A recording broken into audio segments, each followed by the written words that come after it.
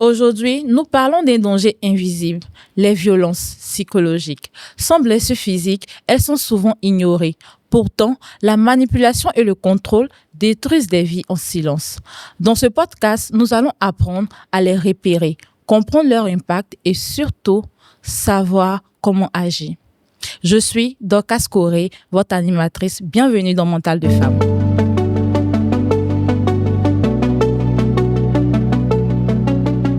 Aujourd'hui, nous avons le plaisir de recevoir Dr No Bakayoko sur le plateau de Mental de Femme. Dr No, bonsoir. Bonsoir. Pourriez-vous vous présenter brièvement à nos auditeurs? Ok, je suis Dr No Bakayoko.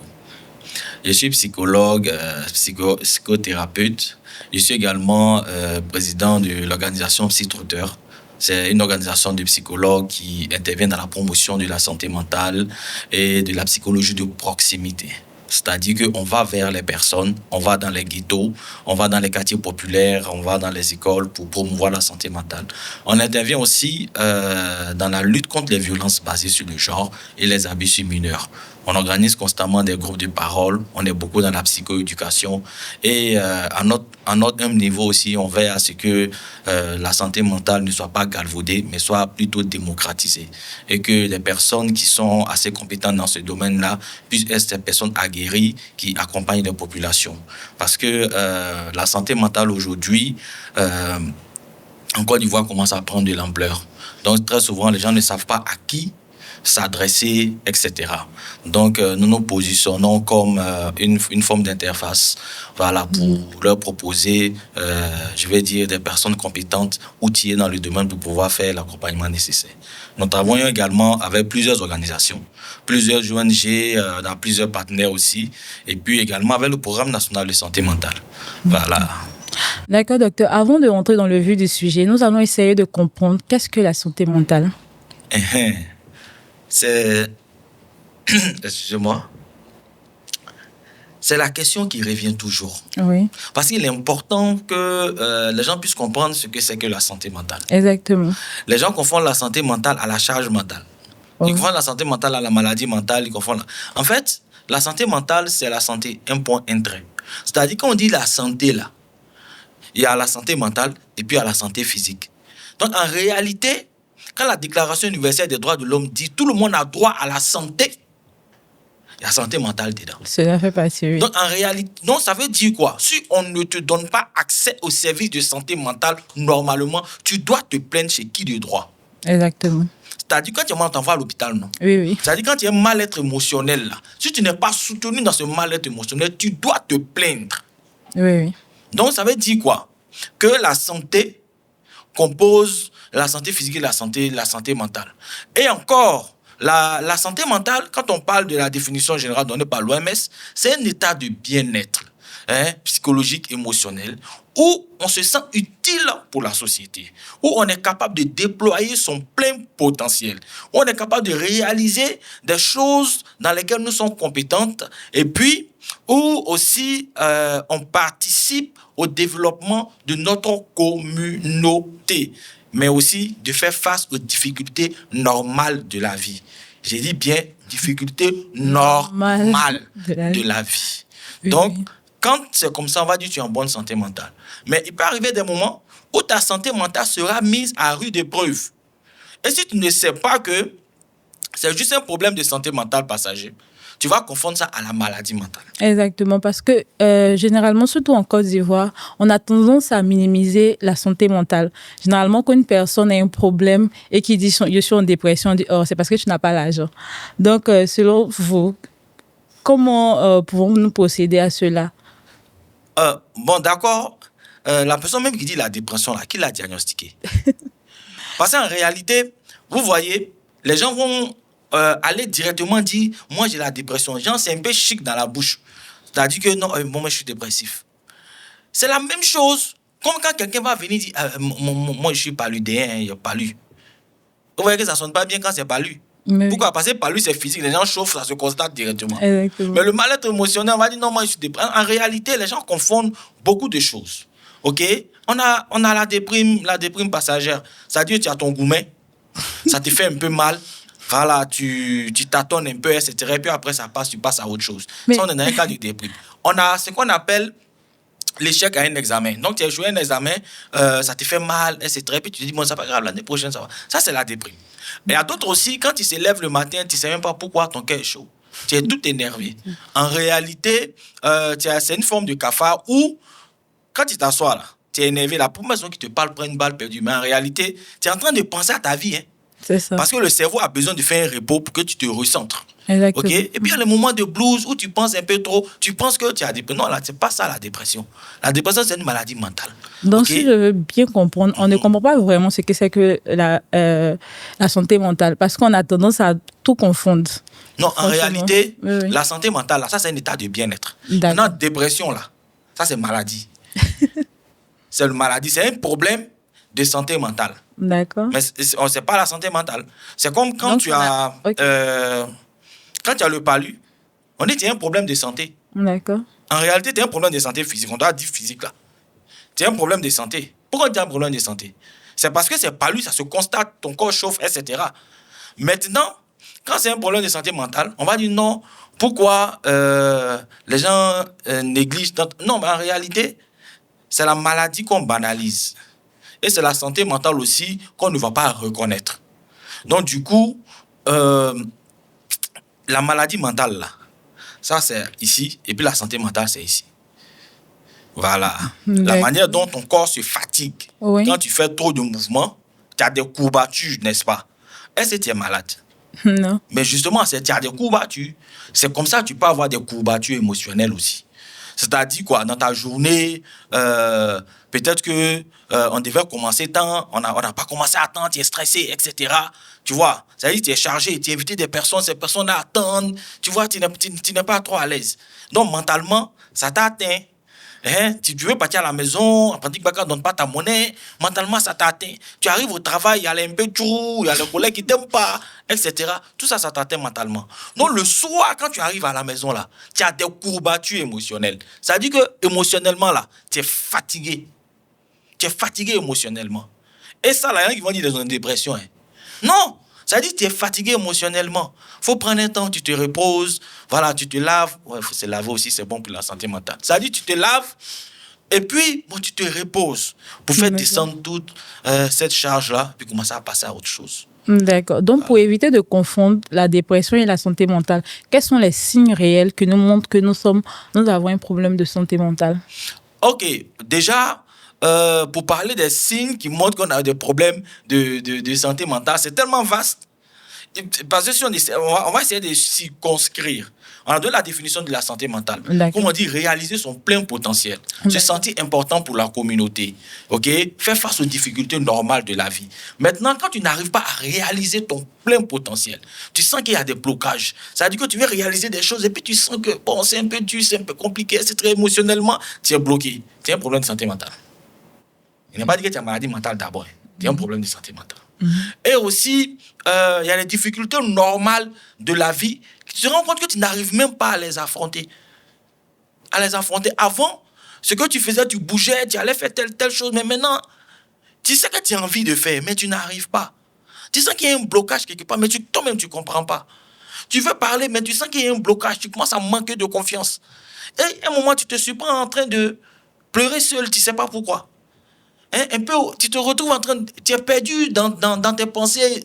Tu penses. Mais toi-même, tu ne comprends pas pourquoi. Et il y a des questions que toi-même, tu ne comprends pas. Exactement. Donc, ça fait que tout ça, ce sont des problèmes de santé mentale. Mais ça peut déboucher souvent sur la maladie mentale. Voilà pourquoi, très souvent, pour aller voir un spécialiste, les gens vont attendre qu'ils commencent à avoir des symptômes lourds. Ils s'en vont. Alors que c'est avant, pendant et même après.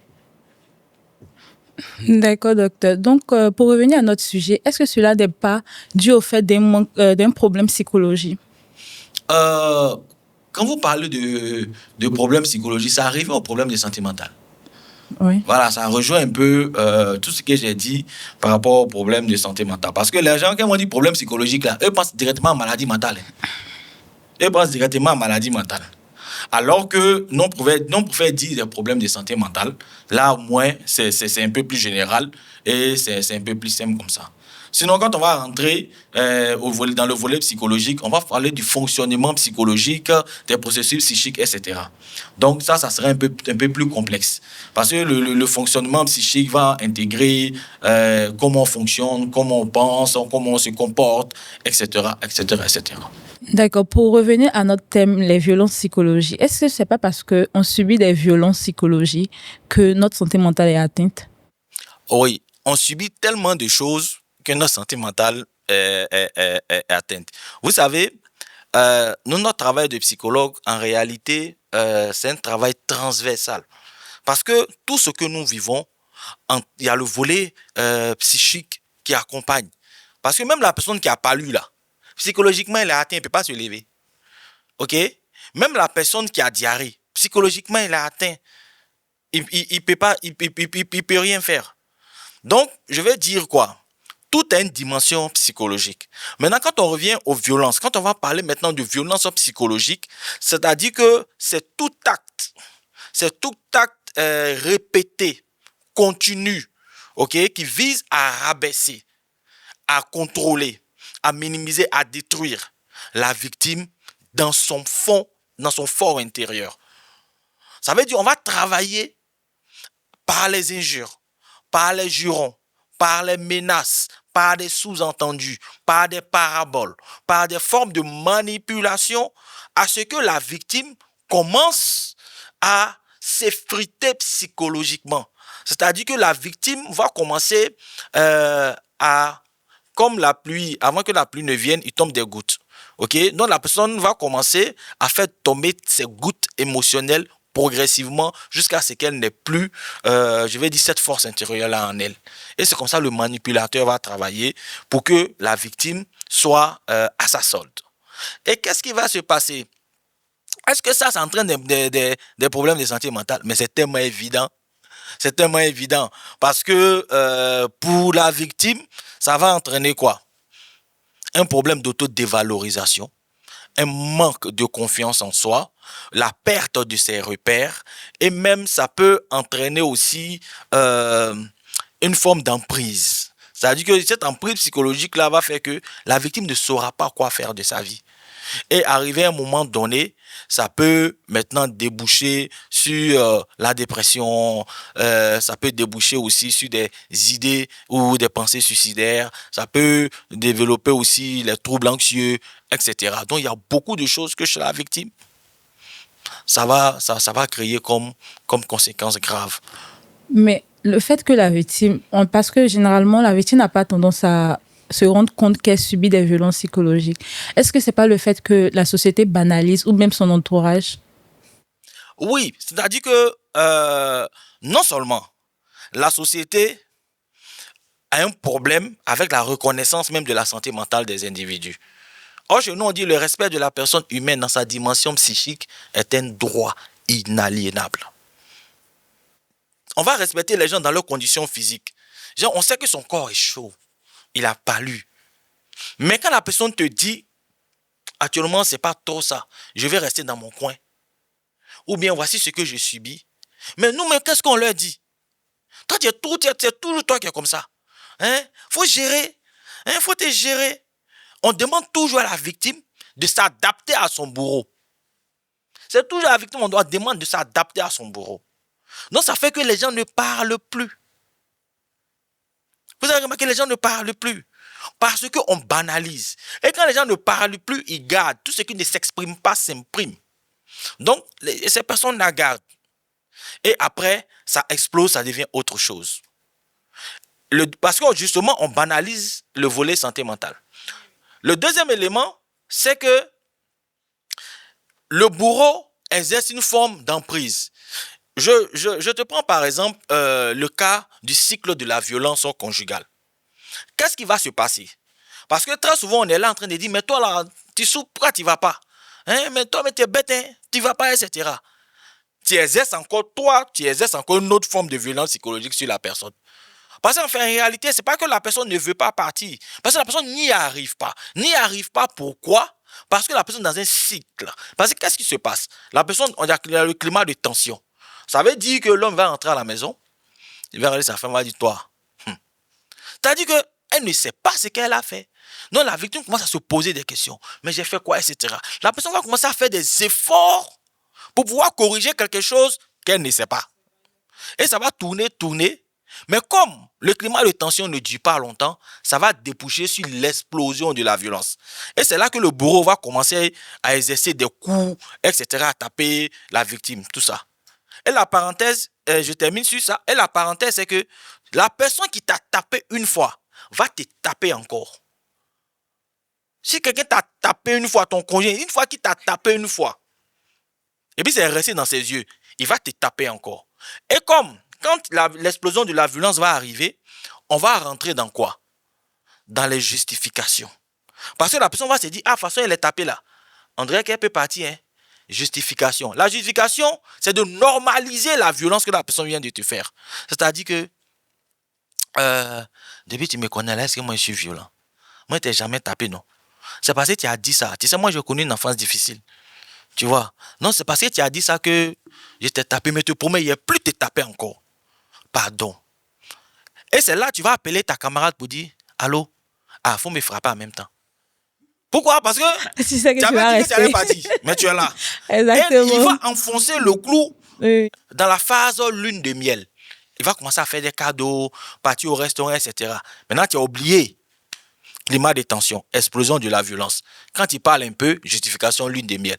Tu vois un peu le cycle. Et il y en a qui sont dedans 15 ans, 20 ans, dans ce cycle-là.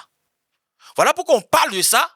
Justement, cette émission nous permet de parler de ça pour faire comprendre aux personnes, mais tu es dans un cycle en réalité. Et donc, quand toutes ces femmes-là vont faire, par exemple, une pause pour regarder un peu dans notre vie comment ça se passe, elles vont commencer à se rendre compte, mais attends. Parce qu'en réalité, le processus de changement, ça commence par une seule chose, la décision. Mais c'est vrai que vous avez parlé de comme ça, l'emprise du bourreau et tout. Mais est-ce que le bourreau lui-même sait qu'il a une emprise sur la personne? Est-ce qu'il se dit pas que c'est normal, que c'est ma femme, elle doit être soumise à moi? Donc, ce que je dis, c'est ce qu'elle doit faire. Ok, là, tu me permets d'aller un peu plus loin. Parce que ces violences psychologiques là, on va nourrir ça depuis l'enfance. Quand tu élèves ton petit garçon, et puis tu lui dis, faut faire, tu vas avoir tous les diplômes, hein. Tu auras toutes les femmes que tu veux. Et à sa soeur qui est à côté, en tout cas, il faut prendre soin de la maison, etc. Un jour, tu auras un bon mari. L'autre là, tu lui as dit, tu auras toutes les femmes, hein. Donc lui se dit que il a travaillé, il a eu l'argent. Pourquoi femme va lui dire non? Ça veut dire que c'est un certain niveau, il y a un certain statut. Donc, tu n'as pas le droit de me dire non. Tout part de l'éducation, en fait. Exactement. Ça veut dire que tu n'as pas le droit de me dire non. Et même quand il se comporte d'une certaine manière, tu te comportes comme femme. Ça veut dire que la femme est naturellement faible. Ça veut dire que, quelque part, mais tu laves assiette et que toi, tu es femme. Mais en réalité, pour corriger ça, on parle d'une éducation polyvalente. Pourquoi? Très souvent, on dit non, mais pourquoi tu as fait le travail des femmes? Ça n'a rien à voir. C'est, comment on appelle ça? Il y a le travail et puis il y a les êtres humains. Ce n'est pas une question de travail des femmes, ce n'est pas une question de travail d'hommes, mais il y a le travail et puis il y a les êtres humains. J'explique, tu vas comprendre. C'est-à-dire que moi, on m'a éduqué à préparer le riz, à faire sauce, ok, à laver les assiettes, à laver les habits, aussi à tondre le gazon, à laver la voiture, etc. Donc, quand j'étais en cité universitaire, je ne parle pas de cité universitaire d'après 2017, la cité universitaire. Quand on était en cité universitaire, mais qui va préparer pour toi? C'est toi-même qui prépare. Mais si tu n'as pas reçu cette éducation-là, comment toi-même tu prépares? Tu vois un peu? Non, il faut éduquer les gens à la polyvalence. Parce que l'homme qui va commencer à se dire non, moi, pourquoi il va me dire non, etc. Il est conscient qu'il est en train de faire du mal à quelqu'un. Il est conscient qu'il est en train de manipuler une personne. Il est conscient que la mis une personne sous son emprise. Mais qu'est-ce qui va se passer? Il se plaît dans ça parce que ça lui donne un sentiment de pouvoir. Et il y a d'autres qui vont dire non, c'est parce qu'il a un problème psychologique. Non, ce n'est pas une question de problème psychologique. Pourquoi quand il y a les gens là, il ne fait pas? Et puis c'est quand seulement vous êtes deux qu'il fait. Dans lui, ce problème psychologique là a peur des gens. Lui, ce problème psychologique là a peur de policiers. Ça veut dire qu'il est conscient de ce qu'il fait. Donc en réalité, c'est aussi ça. Dans le processus de manipulation, il y a l'exercice du pouvoir. Dans l'exercice du pouvoir, là, les gens aiment le pouvoir. Et s'ils doivent te détruire pour exprimer ce pouvoir-là, tu vas sentir ça. Bon, donc, comme c'est pour faire sentir ça à la victime, on doit comprendre que la victime doit s'arranger à enlever l'odeur là dans son nez aussi. D'accord. Déjà que le bourreau sait qu'il fait du mal à la victime et que la victime a des conséquences concernant ce que le bourreau lui fait, est-ce que cela ne va pas se répéter sur les enfants, sur le comportement des enfants à l'avenir? Oui, il y a ce qu'on appelle le co-victime. Il y a ce qu'on appelle le co-victime. Parce que vous comprenez que la victime déjà subit. La victime subit. Est-ce que vous savez que tous ceux qui sont autour de la victime, son entourage, ses parents, ses frères et sœurs, à plus forte raison ses enfants? Parce que quand tu vois un proche, quelqu'un qui t'est cher en train de souffrir, mentalement tu es touché. Mentalement tu es touché. Et si la personne vient toujours se confier à toi, tu ne fais pas attention, tu vas développer un traumatisme vicariant, c'est-à-dire un traumatisme par procuration. Donc ça veut dire que ces enfants qui assistent à ça, ils développent souvent certains traumatismes. Ce sont des enfants qui vont grandir avec une vision erronée, par exemple, de la vie de couple. Il y en a qui vont grandir avec une vision même erronée de la femme. Parce que son père bat toujours sa maman. Or, il est en construction. On va se dire, ah d'accord, donc c'est comme ça on exprime son amour. Donc, ça veut dire que lui aussi, il va répéter parce que lui, c'est ce qu'il a vu. Vous comprenez? Donc, ça va beaucoup agir sur les enfants. C'est pourquoi, dans ce genre de cas, on demande aussi à ce que les enfants soient également pris en charge. Parce que il ne s'agit pas seulement de faire la prise en charge psychologique de la victime seulement, mais il y a son entourage aussi qui est engagé. Puisque c'est son entourage là, c'est son entourage qui va la soutenir quand elle quitte chez le thérapeute. Maintenant, si l'entourage n'est pas prêt à soutenir la personne, la personne aura l'impression que rien ne bouge en fait. Oui, docteur, parlons de l'entourage. Ciao. Souvent, l'entourage a tendance à banaliser ce que ressent la victime. Par exemple, la victime quitte au travail, elle est fatiguée. On trouve qu'elle abuse du fait qu'elle dit elle est fatiguée parce que son mari lui dit « Mais tu n'as pas préparé, tu es tout le temps fatiguée. » Comment on peut y remédier? Parce que l'entourage aussi représente un vrai facteur concernant ces problèmes-là. Exactement. Là, on rentre même dans la charge mentale de la femme. Dans la charge mentale de la femme. C'est-à-dire que, voilà pourquoi j'ai parlé d'éducation à la polyvalence. Parce qu'on va se dire que tu es femme, tu es partie au travail. Ça, c'est ton travail. Mais tu es venu à la maison là. Tu n'as pas le droit au repos. Tu continues en même temps le travail, l'engagement. C'est pourquoi j'ai l'habitude de dire aux gens, cherchez à connaître vos places dans la vie des gens. Cherchez à connaître votre place dans la vie des gens. Et j'ai dit, vous là, que chacun cherche à connaître sa place dans la vie de son conjoint. Il y en a qui sont en CDD, il y en a qui sont en stage de 3 mois, il y en a qui sont en stage de qualification. Donc pour toi là, il faut chercher à savoir dans quelle situation tu es. Parce que très souvent, il y a des personnes qui vont utiliser des personnes. C'est pas comme si je veux être avec cette personne-là réellement. Mais comme voilà, je me mets avec une personne en attendant, ok, de retrouver temps. Et puis aussi, je me mets avec cette personne-là, je me dis que mon engagement, quand on me parle d'engagement là, il faut qu'il y ait un dominant et un dominé, et généralement une dominée. Donc quand tu rentres, tu n'as pas droit au repos. Tu as dit que la charge mentale là est là. Et qu'est-ce qu'ils vont te dire? Moi, mais c'est ton mari, vous faites ce qu'il t'a dit de faire. C'est-à-dire, on ne fait pas attention à ce que tu ressens émotionnellement. Est-ce que émotionnellement tu es stable? Est-ce que émotionnellement tu es ceci, cela? Voilà pourquoi j'ai l'habitude de dire quand émotionnellement là, tu sais que ça ne va pas. Quand tu sais que émotionnellement c'est lourd. Quand tu sais que émotionnellement c'est bizarre, 1, ne prends pas le volant. 2, évite même d'allumer gaz, tout ça là. Parce que mentalement là, tu n'es pas trop à l'aise. Ça veut dire que émotionnellement, c'est lourd. Après, ça peut avoir des incidents dans la vie quotidienne et même dans la vie domestique. Donc, du coup, les gens doivent comprendre que quand quelqu'un dit « je suis fatigué », souvent, ce n'est pas pour faire genre. C'est que la personne est réellement fatiguée. Imagine, comme j'ai dit, ce sont des choses qu'on ne voit pas. Voilà pourquoi. Imagine-moi, j'ai une charge de 100 kilos sur ma tête. Et puis, je me plains que j'ai mal au cou. Vous allez me dire quoi? Faut déposer. Mais quand c'est une charge mentale qui est plus lourde qu'une tonne, On va te dire, il faut supporter, faut gérer, etc. Parce qu'on se dit que, comme on ne voit pas ça, donc... Et ça, c'est vraiment dommage. Voilà pourquoi cette émission nous permet de dire à tout le monde, faites attention à vos proches. Est-ce que le ça va de ton proche là, c'est un vrai ça va? Est-ce que c'est pas un ça va débarras? Est-ce que c'est pas un ça va de, bon, c'est quotidiennement un ça va comme ça? Cherchez à être à l'écoute des gens. Ne rentrez pas dans le jugement. C'est ce qui fait que les gens ne parlent pas. Mais docteur, le fait que la victime vive tout ça, est-ce que cela doit la pousser directement à divorcer, à quitter son foyer? Il y a aussi le volet amour. La personne aime son bourreau. Le cœur là, je vais parler comme un bon Ivoirien. Le cœur là, c'est un organe de Ramba. Non, j'ai les mots. C'est-à-dire, en fait, si je ne suis pas dur comme ça, les conséquences seront plus dures. C'est un organe de Ramba. Non, je l'aime. On est trop sentimental. Je ne parle pas d'une personne qui est dans la dépendance affective. Souvent, ça ne dépend pas de la personne. Quand la personne est dans la dépendance affective. Mais quand la personne est dans la position où elle est un peu rationnelle, où elle peut changer les choses, non, je l'aime. C'est-à-dire que, voilà. En fait, il y a le cœur, mais aussi il y a la raison. Il y a la raison qui est là. Mais, on va dire quoi? Le cœur a ses raisons que la raison... Non, la raison n'ignore pas. Le cœur a ses raisons que la raison tolère. Donc, qu'est-ce qui va se passer?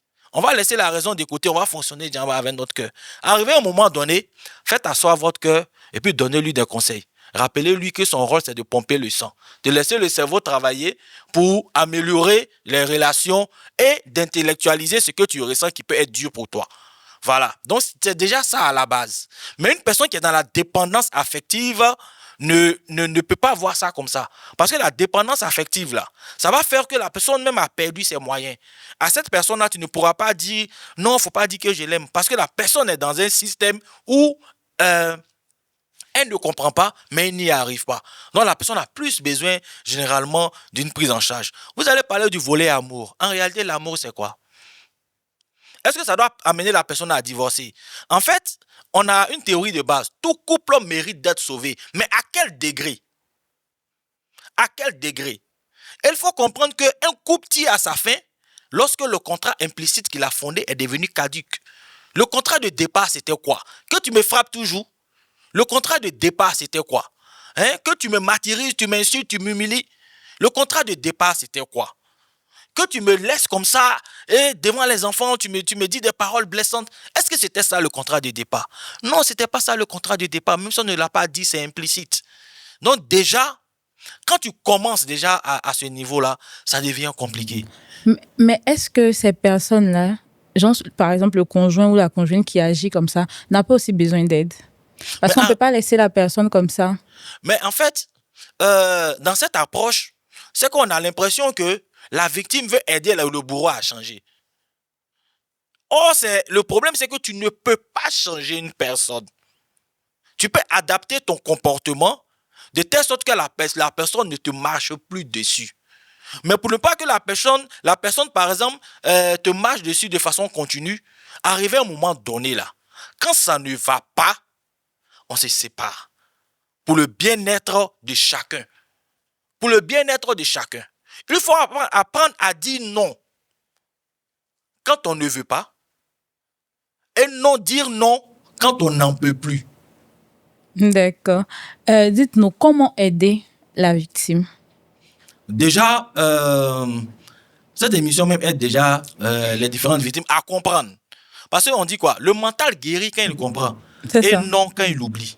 Exactement. Donc votre affaire de dire aux gens, non, faut oublier. Tu es méchant. Parce qu'en réalité, il faudrait que la personne accepte ce qui s'est passé, accepte que non, il y a eu un problème, et puis on travaille à dompter ce problème-là. Pour que ces problèmes d'aujourd'hui deviennent ces chics anecdotes de demain. Donc la personne va dompter ses problèmes. Mais on ne peut pas dire à la personne déjà d'oublier. Pas la personne d'oublier. Donc pour aider déjà la victime, c'est d'avoir une oreille attentive.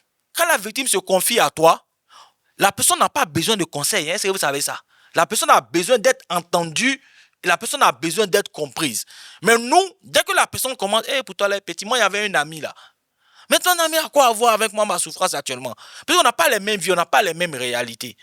Donc, il y a ça. L'autre élément aussi, c'est que quand une personne se confie à toi, il faudrait que ça reste pour toi.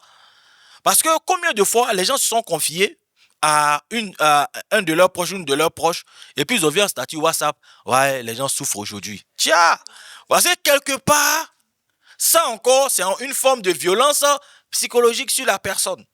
Voilà pourquoi on dit, quand tu dois te confier, il faut voir un professionnel. Pourquoi je le dis? Vous savez, une voiture ne peut fonctionner si elle ne fait pas de vidange. Vous devez faire votre vidange émotionnelle. Vous devez faire votre vidange émotionnelle. De toute façon, on change l'huile de moteur là.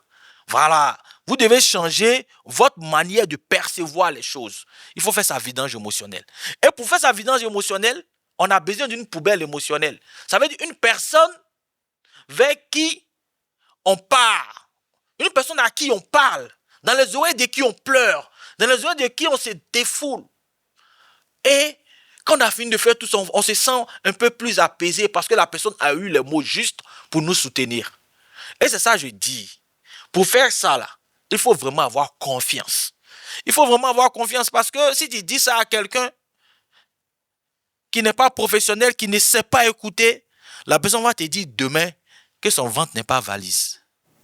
Parlons de confiance à nos proches. Je voulais parler aussi du jugement. Lorsque tu décides de parler à tes proches ou tu décides de te confier, tu es parfois jugé. On trouve que tu exagères. Toi, au moins, tu as eu un foyer où tu es assise là. Tu ne vas pas t'asseoir bien.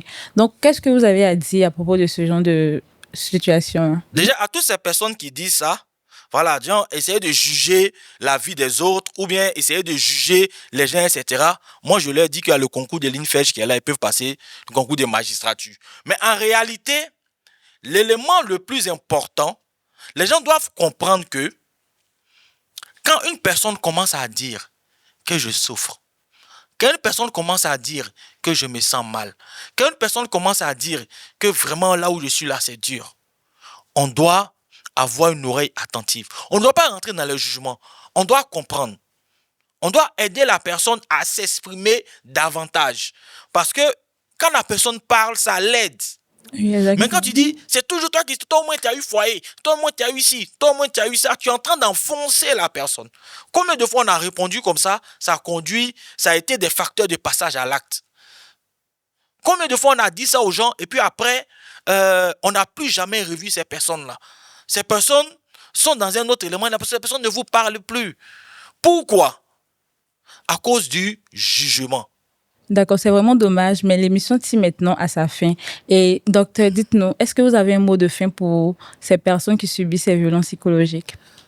Ok, déjà pour ces personnes qui sont dans ce cycle de violence et qui n'arrivent pas en fait à identifier qu'elles souffrent, moi je leur dis que rien n'est de votre faute, c'est même pas votre faute. C'est-à-dire que c'est le bourreau qui est en tort, ce n'est pas vous. Ce n'est pas à vous de le changer, ce n'est pas à vous de s'adapter à ces personnes-là. Parce qu'en réalité, ce qui vous arrive, ce n'est pas votre faute. Prenez confiance en vous, essayez de libérer la parole. Parce que plus vous libérez la parole, vous aidez d'autres femmes à pouvoir sortir des griffes de ces bourreaux-là. La personne la plus importante pour votre vie, c'est vous-même. Parce que quand vous avez tout perdu, il ne reste que vous. Quand vous avez tout perdu, c'est en réalité vous-même qui restez pour que vous puissiez élargir vos capacités de résilience. Mettez-vous vous-même dans vos projets. Essayez de prendre des décisions qui vous font plaisir dans le bon sens. Et tant que ce que vous faites n'est pas en contradiction avec la loi et la morale, vous êtes sur la bonne voie, vous prenez les bonnes décisions. Parce que c'est ça aussi le mental de femme. Et le mental de femme aussi, c'est de comprendre que une femme qui sait ce qu'elle vaut, elle sait ce qu'elle veut. Et puis tant pis, même si les gens lui en veulent, elle s'en fout. Parce que battante, elle n'a même pas besoin de faveur pour réussir. Ça aussi, c'est un mental de femme.